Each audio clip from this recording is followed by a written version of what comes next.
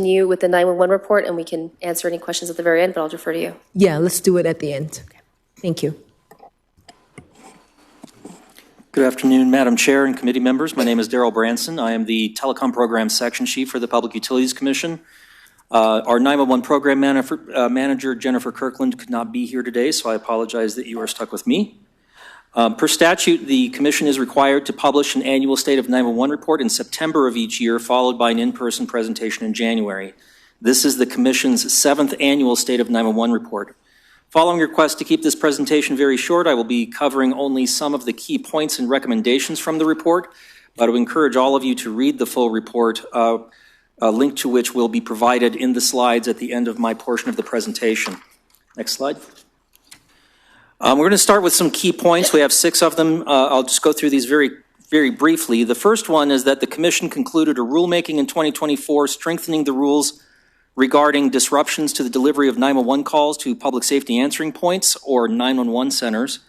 Very recently, CenturyLink filed a proposed tariff amendment to complete the transition from the legacy 911 system, which is based on analog technology, to a standards-compliant Internet protocol-based 911 network statewide. That type of network is known as Next Generation 911. That proposed tariff is currently being adjudicated at the Commission. The third key point is that the Commission concluded a Basic Emergency Service Improvement Plan proceeding in 2024 that allows CenturyLink as the state's 911 system service provider to add an additional rate to their tariff to pay for significant improvements to the network over the next 2 years designed to reduce the number of 911 service disruptions in the state. These improvements will add 3 cents to the state 911 surcharge rate starting this month. The next slide. Oh, you're there. Number 4, the PUC 911 Advisory Task Force worked with legislators to pass Senate Bill 24-139, creating a 911 services enterprise and its statewide funding mechanism, which will be included as part of the existing statewide 911 surcharge. The enterprise board has been seated by the governor and will begin collecting funds in 2026, which will help fund statewide improvements to 911 services. Number 5 and number 6 we'll talk about a little further later in the recommendation section, but Colorado remains one of a shrinking minority of states with no minimum operational or training standards for 911 call centers. There are now only 7 states, including Colorado, that have no minimum training standards for 911 call centers.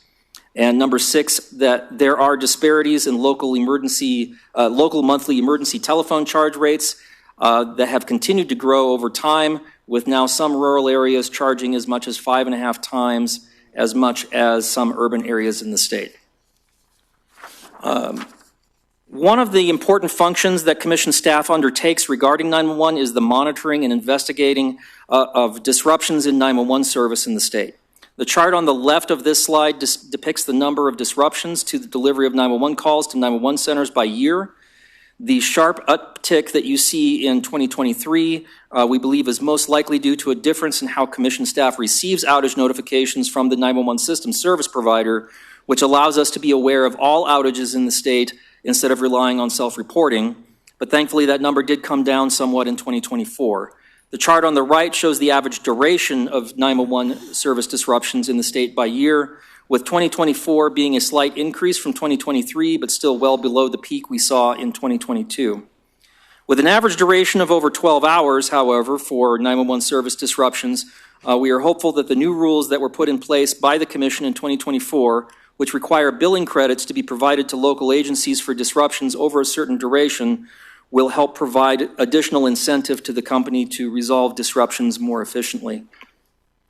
Next slide. One of the things that we are required to cover in the report are challenges facing 911 in Colorado. Number 1 on the slide highlights the fact that as the basic emergency service provider, CenturyLink, or Lumen, has been challenging to work with in resolving and responding to 911 call delivery disruptions. This has resulted in a rulemaking to address differing interpretations of the rules, as well as strengthening or clarifying the rules. Now that this rulemaking is complete, we are continuing to investigate disruptions as they occur and monitoring for compliance. Number 2 highlights the challenges present in moving 911 call delivery into what is known as Next Generation 911, which is an IP-based 911 call delivery standard. These technology upgrades must be done on a statewide level and require cooperation at the local level to provide data and funding. Progress was made in the creation of the 911 Services Enterprise in Senate Bill 24-139, which will provide statewide funding mechanism for 911 related items that the Enterprise Board sees fit to fund, which could include purchasing systems and services directly, providing grant funding to local 911 agencies, or providing matching funds so that local agencies can take advantage of federal grant opportunities. Item number 3 refers to the fact that Colorado is one of only 7 states with no statewide training standards. Additionally, most states have some minimum operational standards for 911 centers. Consistent, high-quality 911 service across the state requires a common set of standards, even if voluntary, to strive towards. Efforts to create a voluntary standards development process legislatively failed in 2024, but the Colorado Training Standards Institute, which is a 501c3 organization in Colorado, has been asked by 911 center managers and directors to continue this effort. Additionally, the new 911 Services Enterprise may choose to provide funding opportunities for training to local agencies. Item number 4 refers to the fact that while we believe that most 911 centers in the state are following best cybersecurity practices and are adequately protecting their systems from intrusion and disruption, we have no mechanism to ensure that this is the case or to support 911 centers that may need additional assistance in this area. Again, we are hopeful that the 911 Services Enterprise can provide a path towards resolving this issue as well by providing a funding mechanism for the creation of a voluntary cybersecurity program for local 911 centers across the state. And finally, item number 5 highlights the challenge that's presented by the fact that some local 911 agencies have established emergency telephone charges that are as much as $4 per line per month, whilst others in the state are still at 70 cents per line per month. Telecommunications service providers have commented in public venues about Colorado's high emergency telephone charge rates, and the Colorado Cable Telecommunications Association intervened in one emergency telephone charge application proceeding, objecting to an increase in the local governing body's rate to $3 per line per month. Commissioners have also expressed concern about the growing gap between urban and rural agencies regarding how much they are charging for these services. Next slide. We're going to end with some recommendations to the legislature. This is a scaled-down version of the list that is in the written report. However, there's 2 that I would really like to bring to your attention. One, we believe that the legislature should consider establishing minimum operation standards for public safety answering points, including training standards. However, I'll say that the reason why this has not moved forward up to this point is primarily due to the fact that all decisions around operations of local 911 centers in the state are made at the local level. However, even voluntary standards would be better than no standards. So we are suggesting that the legislature should consider creating a process for the development of voluntary standards that would serve as a baseline for all 911 centers in the state to strive for, and that process should include robust input from all of the local agencies that would be impacted by those standards. And number 2, we believe that the legislature should consider taking action to address the increasing disparity between local and urban agencies in their emergency telephone charge rates. As I stated, that some urban agencies or rural agencies are charging as much as 5.5 times as much as some of the urban agencies for comparable or even sometimes lower levels of service. There are several possible solutions for this issue, which we recommend be developed with input from the local agencies. One of those potential solutions being allowing the Commission to establish a cap on ETC rates that could be adjusted for inflation, and or providing the Commission with more guidance in the statute for how applications for increases in ETC rates be evaluated, giving the Commission a greater ability to put the brakes on the higher end of these rates. And with that, the next slide, I'll just note that the link to the 2023-2024 State of 911 report is at the bottom of the slide. And when we are ready for questions, I am happy to try to answer any of those for you. Thank you for your presentation so far. Members, any questions for our presenters? Several. Take your question first, yes. Thank you, Madam Chair. Thank you for the presentation. And thank you for recapping what the 2025, what your fiscal upcoming important goals are. But before really kind of digging into that too much, I'm interested to know, specifically in the utilities area, how effective were you in being able to reach the previous fiscal goals, specifically within the area of reducing the rates for electricity and natural gas? Madam Director?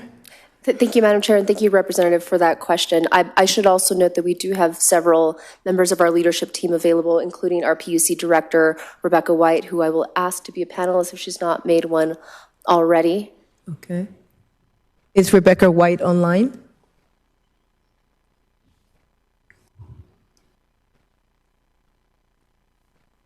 If not, we can come back to her. Or do... I believe she's raised her hand. She did raise your hand. Yes. Okay. Please unmute, and you can answer the question if you have a question. And I will start off by saying focusing on modernizing the Public Utilities Commission has been a priority since the beginning of this administration, and we have, as you have mentioned, have definitely put them at the forefront of a lot of our goals as part of the Governor's Bold 5.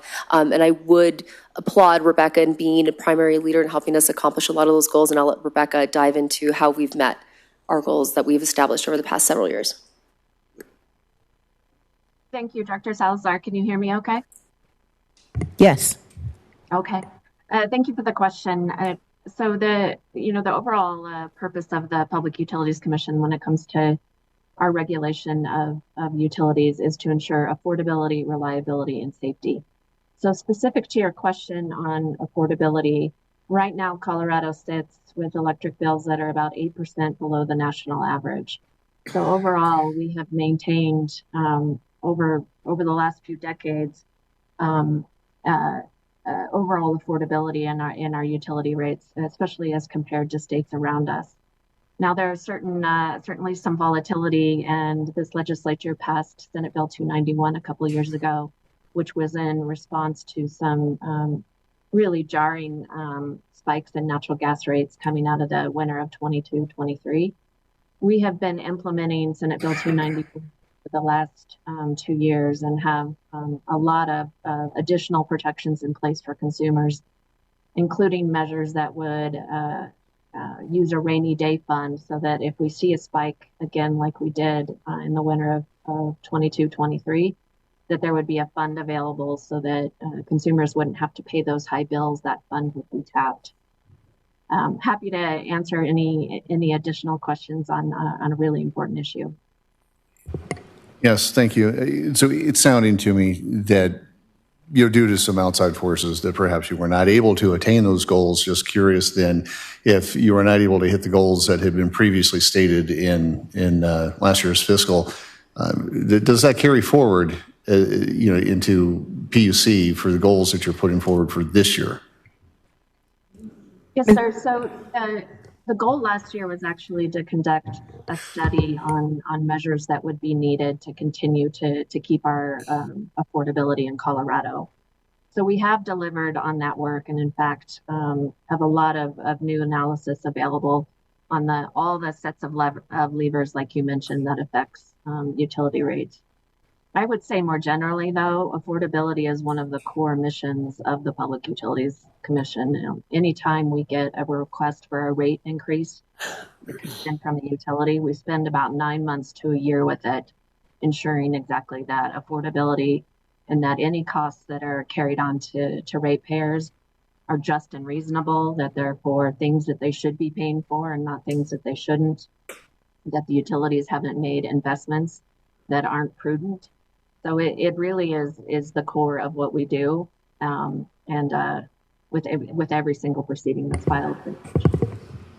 Sound good? I do have a couple questions, and one of the questions has to do with the disparity in the rural versus urban rates that are being charged. You were saying that in some cases, the rural rates could be as much as 5.5% of 5.5% times what the urban rate is. So can you enlighten us a little bit more about that? Madam Chair, yes, that is correct. So there are two local jurisdictions in Colorado that are charging $4 per line per month, compared to the low end of the scale in Colorado, which is 70 cents per line per month. The primary driver of that is the fact that these charges are assessed on local telephone users, both residential and business users. And so in these rural areas where they just don't have as big of a subscriber base, but there is an economies of scale involved in providing 911 service, they have to, the cost doesn't necessarily go down in proportion to a smaller population. They are having to charge more in order to pay for their services.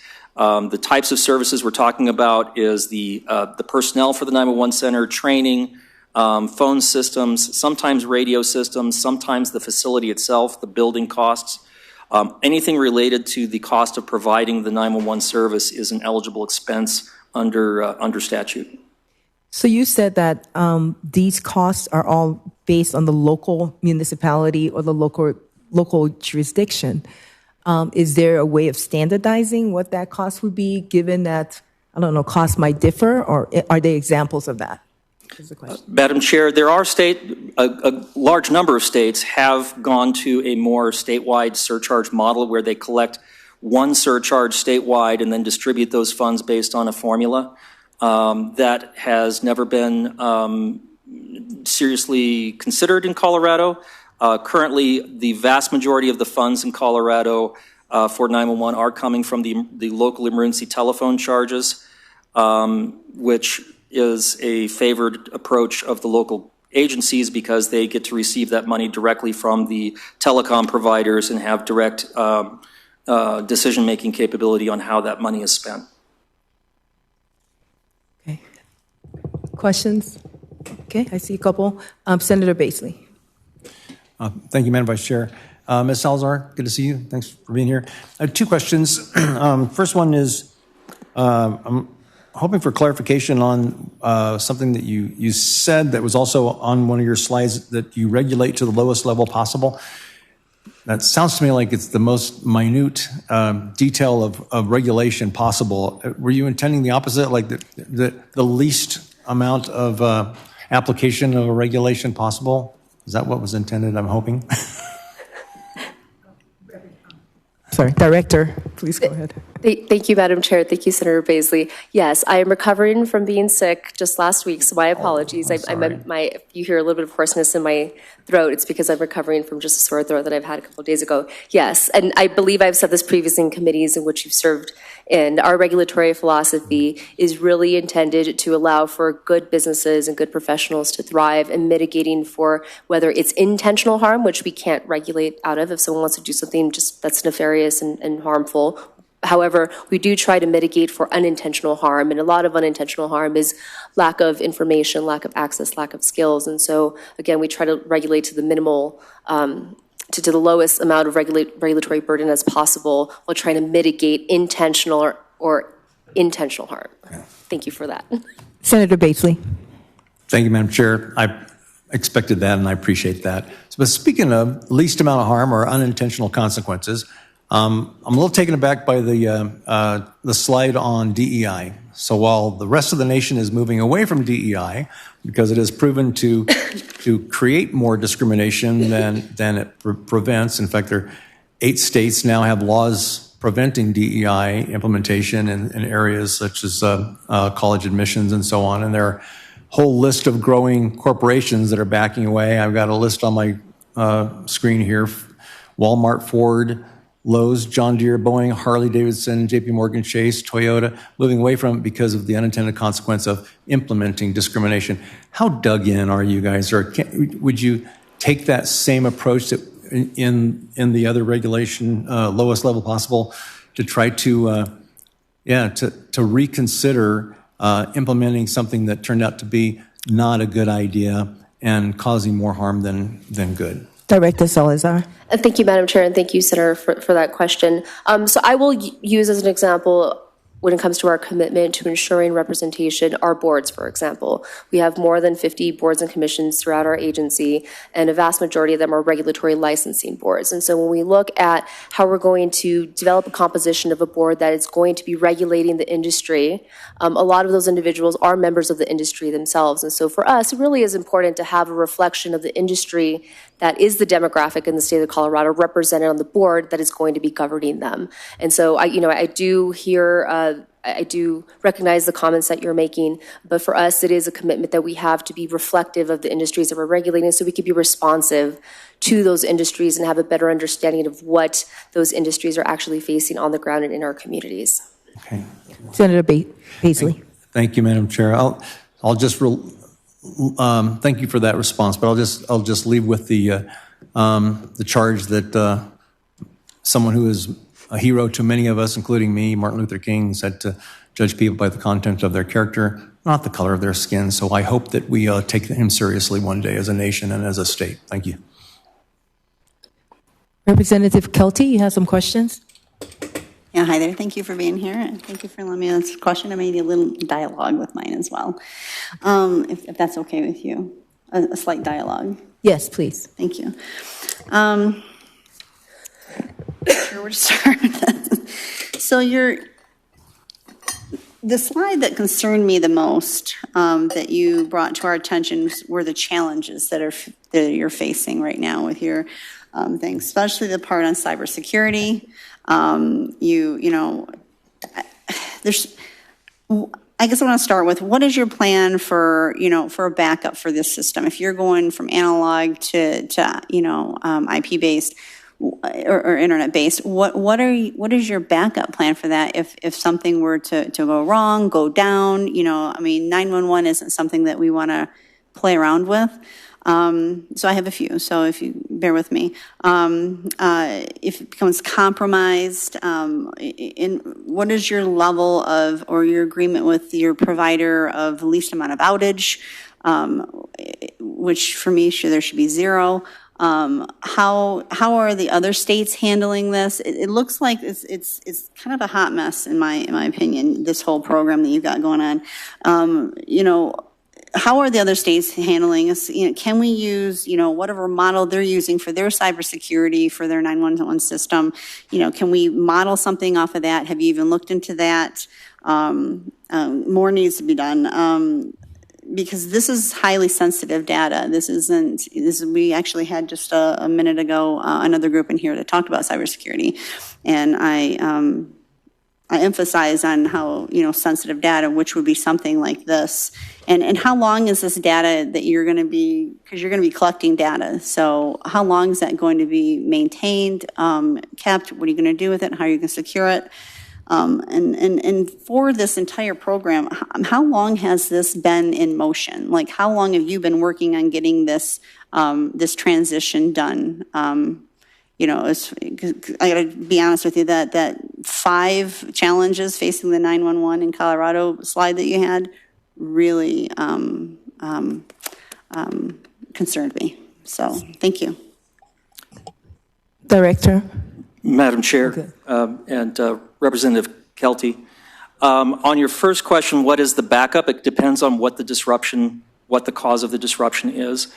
The most common type of disruption in Colorado is to a single 911 center at a time, sometimes 2 or 3 if they're all served by the same central office because they are central office failures.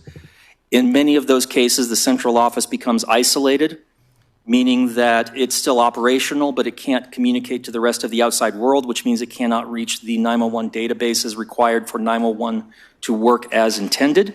The backup in those situations is to reroute calls to a local 7-digit number. Sometimes that can be done at the 911 center itself. Sometimes it can be done at a remote location, such as a fire station or a sheriff's substation. In those cases, location information is lost because the call can't reach the database required to get that location information, but at least the call can be answered. So that's the most common type of outage or disruption that we have in Colorado.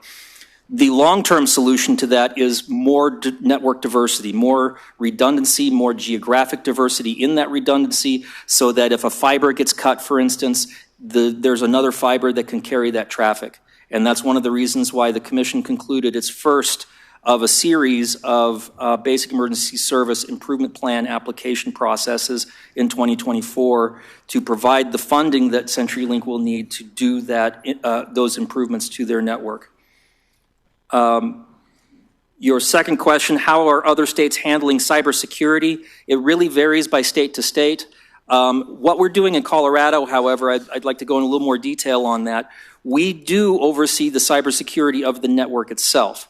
So CenturyLink, when they filed their IP-based 911 system proposal with the commission, a big portion of the discussion of that done through confidential filings with the commission, because this is very confidentially sensitive, was about how the company is providing cybersecurity on its network. And they were able to provide the detail that convinced the commission that the company has a proper handle on cybersecurity of the network. Where we are concerned is not on the network side of the cybersecurity, but on the local agency side, because the network is only as secure as every entity that is connected to that network, which includes all of those local agencies.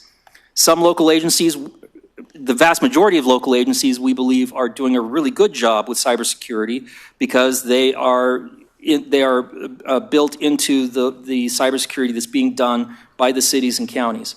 However, we don't have any way to really verify that all 911 agencies in the state are doing a good job with cybersecurity, and we don't have any way of providing support to those agencies that may need a little bit of help. What I also mentioned is that with the creation of the 911 Services Enterprise through Senate Bill 24-139, we are hopeful that that entity will, through the board of that enterprise, that entity will determine that it is a good idea to spend some funding to support those agencies, maybe create a voluntary cybersecurity testing program so that local agencies can ensure that their equipment is secure, that their systems are secure, and to provide funding to those agencies that may need some help in that area. And you asked how long data will be collected and kept. We don't collect or keep any data at the PUC. The 911 system service provider has some data in terms of phone numbers because that's necessary for making the 911 system work. But the vast majority of data, including recordings of the calls, who called when, that is all kept at the local level. So that goes back to that cybersecurity of the local agencies and making sure that they are secure, which is where we believe that some additional support may be needed, hopefully from the 911 Services Enterprise. But you just said there's no standardized cybersecurity ruling or protections throughout the 911 system throughout the state. So how, I mean, this is people's data, right? So this is there a plan to standardize how you're handling, how all the other stations are handling their 911 security? Director? So the commission has regulatory authority over the middle portion of the 911 call flow from the time that the calls are taken from the originating service providers to the time that it is delivered to the local 911 center. We don't have any regulatory authority of the 911 centers themselves, which is why at this point it is entirely up to the local agencies on how they handle cybersecurity, what measures they take to ensure that cybersecurity is being handled appropriately. So we don't have any particular plan. We don't have any plans on how to improve cybersecurity in the portion of the network that we don't oversee. But that is why that's why we identified that as a gap and brought it to your attention in this report. That's a big gap. That's a big gap. And then do you have any type of COOP plan or any type of plan if, say, you mentioned silos or unable to communicate? Is there any type of, continuing operation plan, if something were like that to happen where it coops over to maybe another center that handles the calls, or, if a certain system were to go down, is it immediate? Like, what is your plan for that? Representative Kelty, yes. So local agencies come up with their own COOP plans for what to do in case they have an outage that affects their 911 center. But at the same time, we're overseeing the middle portion of the network, and our Our plan is to make sure that there's enough redundancy and resiliency in that network so that if one portion of the network or one piece of equipment in the network goes down, there's another piece of equipment or another pathway that can pick that up, which is why why the commission held, as I mentioned, the Basic Emergency Service Improvement Plan application. We do work regularly with the local agencies and encourage them frequently to develop their own COOP plans in case they do experience an outage. But we don't have any regulatory authority to ensure that they are doing that or to require that they do that. I do believe from discussing with them that the vast majority of the local agencies are doing a very good job with that, but we don't have any way of ensuring that all local agencies in the state are doing that. So there's no audit process? You're not There's not. auditing? Okay.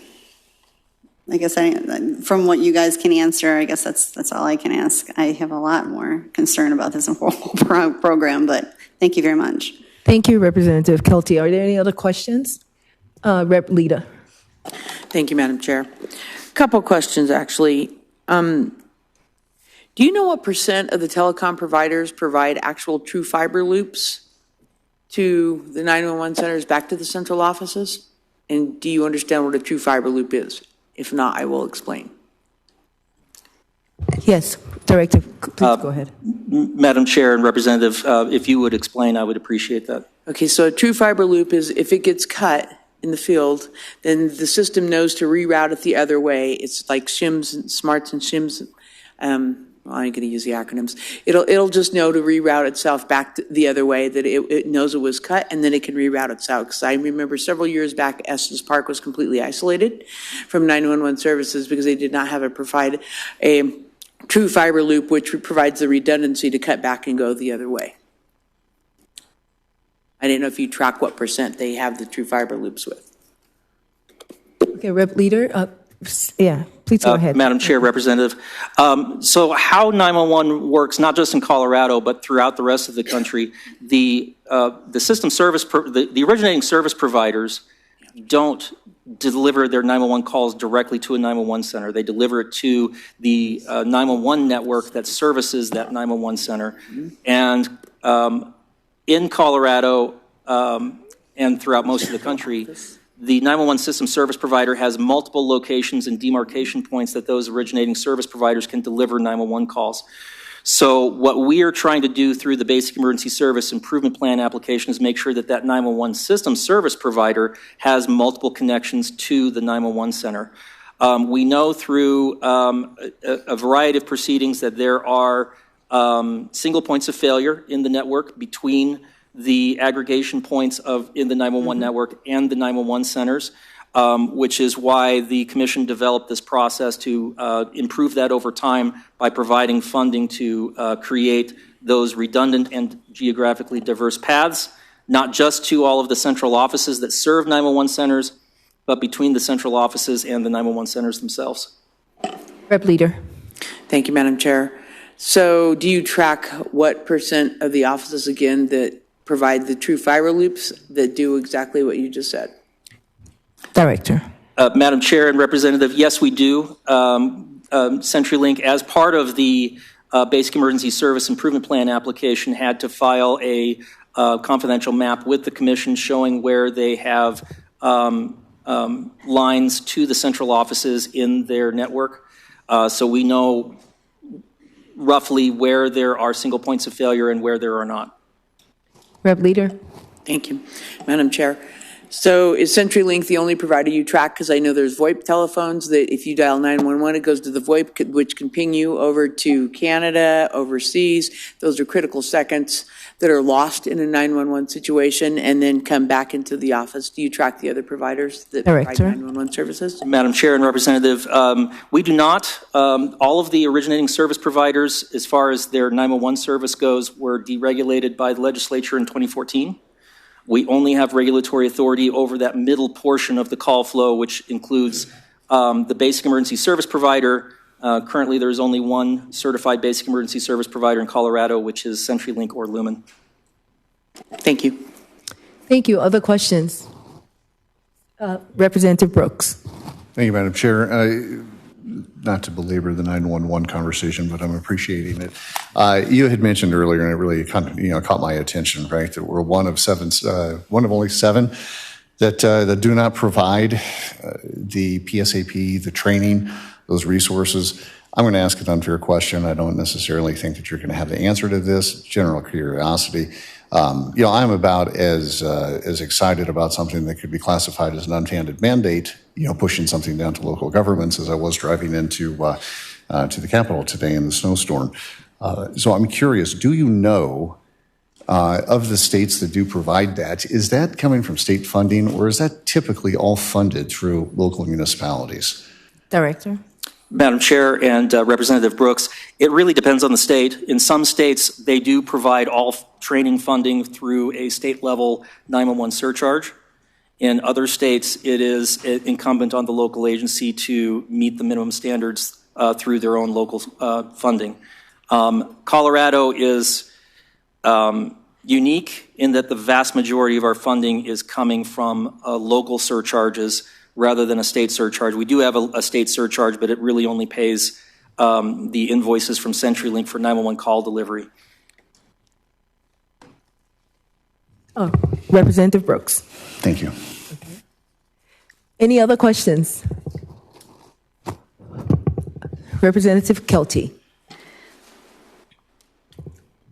With the implementation of Senate Bill 24-139, with the creation of the 911 service enterprise, has the department seen any we went over that. What is the current fee that they're charging? Because before it was supposed to be 1 to 50 cents or something like that. Do you know what that current fee is now that they're charging?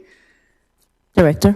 Madam Chair, Representative Kelty, the 911 enterprise has not set its first fee yet.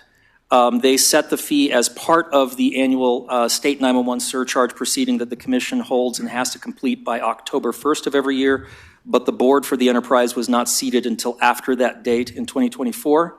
So they have been seated now, so it is anticipated that they will provide us with a budget and we will be able to provide them with a recommendation on what the fee should be to raise the money that they want to raise and have that included as part of as part of 2026's 911 surcharge fee. Currently, the 911 surcharge fee just went up this month. It goes up at the beginning of the calendar year to 12 cents. It was 9 cents last year, and that additional 3 cents is paying for those basic emergency service improvement projects that I mentioned earlier. Okay, thank you. Senator Winters, I know you have a question. Can you unmute and let's hear your question? Yes, thank you, Madam Chair. And I have two questions. So first on the 911 and being one of only 7 states that don't have recommendations, would DORA recommend doing a voluntary program or doing a mandatory program? And is there a difference in resources on what would be required to achieve that goal? Director? Madam Chair and Senator Winters. Senator Winters, thank you. There was a bill last year. It was Senate Bill 24-052, which would have provided funding to a 501c3 called the Colorado 911 Resource Center. But there was an amendment to that bill that also would have directed the Public Utilities Commission to hold a rulemaking to create voluntary standards for 911 centers.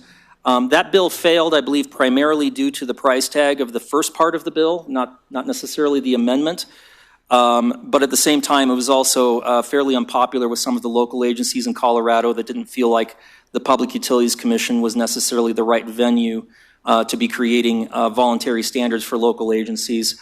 But again, as the legislature directs us, we will do. If the legislature were to direct the commission to do voluntary standards, we would do that, but we don't have a draft bill or anything like that we're pushing to do that this year. Senator Winters, did that answer your question? I have one follow-up question and then one different question, if that's okay, Madam Chair. Yes, please dialogue. And so the follow-up question to that is, let me see. Okay, so that died last year, and the local agencies were against it, but most other states have a system in place for standardization. Is there do the agencies have a solution or think it's not a problem? And you don't have to speak for the agencies, and you can tell me to move on as well. Executive. Madam Chair and Senator Winters. First, I just want to say that not all of the agencies were necessarily against Senate Bill 0552 and its amendment, but there were some outspoken ones that were. Since the failure of that bill, there has been a move to have another nonprofit in Colorado called the Colorado 911 Training Standards Institute create voluntary standards that agencies could choose whether or not to adopt. Additionally, there are national standards from the National Emergency Number Association as well as the Association of Public Safety Communications Officials that local agencies can adopt as well in order to ensure that they are meeting some standards, even if we don't have a statewide set of standards in Colorado. So I believe many, if not all of the local agencies recognize that there is a need for some standards. I think there is some disagreement as to whether those standards should be state-based or coming through national organizations as a voluntary standard or through the Colorado 911 Training Standards Institute. Senator Winters, are you completed? I have one other question not related to 911, but thank you for providing all that information, if that's okay, Madam Chair. Thank you, Madam Chair. Just back to that question there. Coming from rural Colorado, one of our problems that we have when you talk about the voluntary training is usually voluntary ends up being mandatory. And in the rural areas, it's really hard to get people to apply to be a dispatcher in the first place. My concern would be that if you had a mandatory standard for the training, that you would put the rural communities in peril because they wouldn't get enough applicants to fill the position of a 911 dispatcher. Executive Director, yeah. Madam Chair and Representatives, I think if there is a increased training requirement, that training, first of all, the training requirements for 911 centers are generally provided by the center themselves. They're not requiring anybody to obtain a training before becoming a dispatcher. So every 911 center should be providing some level of training. What level of training they are providing in Colorado is up to that center. There is a staffing issue in Colorado, particularly in some of the rural areas, but also in the urban areas as well. It is hard to get people to do this job that requires 24/7, 365 on call, and is emotionally draining as well as fast-paced. That being said, I also believe that the public could be considered somewhat at risk if the person taking their 911 call does not have the proper training to do that appropriately or effectively. So there is a balancing act that I think needs to be found, and that is one of the reasons why that, plus the fact that many of the agencies or some of the agencies balked at the idea of voluntary training standards last year, that we are not trying to suggest that there should be any sort of mandatory training standards at this time. But I also take your point that sometimes voluntary becomes mandatory. Okay. Representative Kelty. Going off of what Representative Sukla has said, for the training portion of it, I agree that if you're looking for local, but even in the military, we have, the ability to support, our troops and operations across the entire globe from a central location. That goes back to that redundancy question that I had earlier. Why are we not looking at having a central different locations that are able to help support the rural areas? It's over IP, right? It's over the internet. So you can do whatever you need to do in that point. So why are we looking into something like that? Madam Chair. Madam Chair, Representative Kelty. Yes, and that is one of the primary benefits of moving to an IP-based 911 network, is that the call routing options are much more robust. and we can reroute calls from one location to another fairly easily. The problem we are seeing is that most of our 911 disruptions are not due to a 911 center having a technical failure. They're due to somebody cutting a fiber line. And that fiber line being cut creates an isolation so that people can't even call out of that local community, which means that there's no way to route those calls to another 911 center. The solution to that type of outage is more redundancy and more geographic diversity in the network. But you are correct that whenever there is the possibility that a 911 center itself may go down due to a phone system failure or a power backup failure or anything along those lines, the system does have the ability to reroute calls to other 911 centers in the state. And we have 83 911 centers in Colorado, which allows us quite a bit of flexibility as to how to and where to reroute calls. Thank you so much. Any other questions from the committee? Okay. Yes, Madam Chair, and forgive me if I don't ask about 911. Okay. No, very important. And, actually, two. One is a little more philosophical, going back to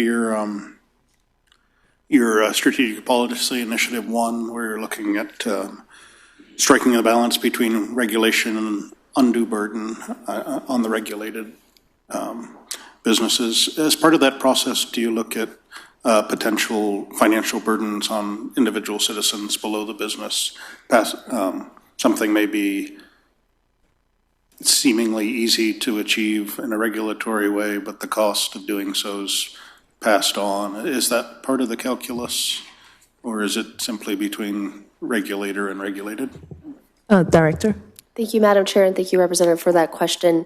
Again, our primary charge is to work within our statutory authority that's granted by the General Assembly. However, when we are looking for example, at our mandatory rule review process, when we are looking at rules, one of the criteria, if I recall correctly, is related to cost effectiveness of the rule. And so depending on the stakeholders that are engaged in that process and the issues that the stakeholders bring up, that could be contemplated when we are looking at revising a rule, but it is not necessarily something that we are directly looking at because, again, our charge is to work within the authority that's granted to us in statute. Okay, thank you.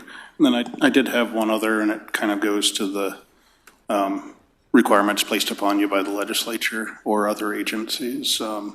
It's really, as I've looked through some of this, the interplay between the PUC, the Colorado Energy Office, and the new Colorado Electric Transmission Authority.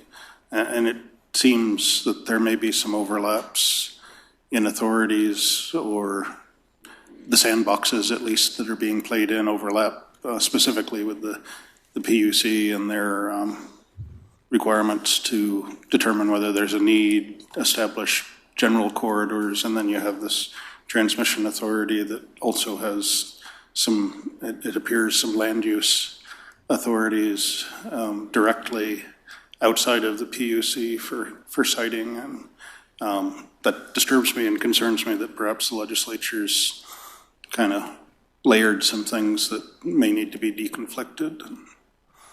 Director Salazar? Thank you, Madam Chair and Representative. I'm not sure if there was a question in that. Are there any concerns that the Colorado Electric Transmission Authority overlaps or causes some conflicts within the authorities that the PUC has? Sure. So I will say the CETA is an independent authority that is outside our purview, so we have no oversight. However, there is a fiduciary relationship that we do share with them. Again, that was at the direction of the General Assembly. But again, we work within our statutory authority that is provided by you all. And I will see if Director White has anything in addition to add. But again, it really is contingent upon what the General Assembly wants us to do, but we do believe that we do have the prime responsibility and that our authority is intact, even with CETA existing as an independent authority. Thank you. Okay, Director White, did you want to add anything or comments? Thank you, Madam Chair. I would just note the difference is that we are the primary regulatory agency and the only agency with regulatory authority over the utilities. So CETA and CEO in particular more functions as an advocate before the commission, bringing forth their sort of information. But it is the commission that's the regulator. So that's a key distinction. Okay, thank you. Rep. Leader, you had a question, and then Rep. Sukla. Yep. I want to go back to the increased rates on the electricity and the gas. Do you track anything, because I know the rates have increased significantly. Do you track anything attribute to like the smart meters? Did that increase the rates on the smart meters, or did that have anything to do with it? Because I know they came in and Xcel put the smart meters on all the homes, and it was an opt-out program. Is there anything tracked with when the rate increases started, or is it just due to, increased costs? Director Salazar? I'll defer to Director White to respond to that. Director White? Thank you, Madam Chair, and thank you for the question. So yes, we track rates very, very closely. That is pretty much a bulk of what we do, at least a whole section of my staff. The implementation of the smart meters, no, I know of no information that has had any impact on rates themselves. There certainly were deployment costs to install those meters, but they really are just advancing the technology and letting both consumers and the utility have a better sense of their use. I would say rates have been relatively stable. We did have quite a bit of disturbance in the natural gas part of the energy use in the winter of 22-23, which is what I was mentioning before. And that was triggered largely because that's an international market commodity and was affected by the war in Ukraine. Rep. Sukla. Thank you, Madam Chair. About 30 minutes ago, I'm going to pivot the conversation. Actually, I don't know if it was 30 minutes ago. Being a new rep, I have a tendency to lose time, you see, in this place. In fact, I'm not sure which day it is. But anyway, Representative Brooks was talking about some goals from last year. And one of the goals, I believe, for medical workers was to retain 20%. And I was wondering, how are you doing on that goal of our medical workers? Executive. Thank you, Madam Chair. Thank you, Representative. I'm happy to share our year-end numbers with you, but we were able to successfully meet that goal through a variety of efforts that has included a lot of the interstate compacts that we have been focusing on, as well as having better partnerships with the Department of Labor Employment and higher education institutions, and also working with trade associations. Thank you. Thank you. Happy to share our final numbers. I don't have them off the top of my head, but we'll send them your way. Okay. Any other questions? Okay, well, one more. Go ahead, Representative Brooks. Thank you, Madam Chair. Overarching, given the challenging budget situation that we're in this coming fiscal, I think that I had read somewhere that you were requesting it's like a 4.1 FTE increase, if that is correct. My question would be, is that something that could be covered internally, kind of having some folks wear some additional hats so we can avoid that additional increase? Executive Salazar. Thank you, Madam Chair. Thank you, Representative. I should note, so I've been with the agency now going on 10 years, and I've been serving in this role for the past 6. Since I've served as the executive director, our agency has grown, I want to say, by more than 70, closer to 80 FTE, and that's primarily due to legislation and expanded programs and or new programs that the General Assembly has given us. So I do hear your concerns. We hear those loud and clear. As an agency that is primarily cash funded, we want to make sure that we're operating as lean as possible because we are using fees and assessments from our licensees to operate. So we do take that comment very seriously, but I do assure you we're trying to balance both the growth and expanded authority that the General Assembly has given us and the expectations of the public to meet these expanded statutory charges, as well as ensuring that we're operating efficiently and that we're getting the job done. So I appreciate your comments. Thank you. And any further questions? All right. Well, thank you so much for your presentation today. We will take our next group. Thank you so much. And our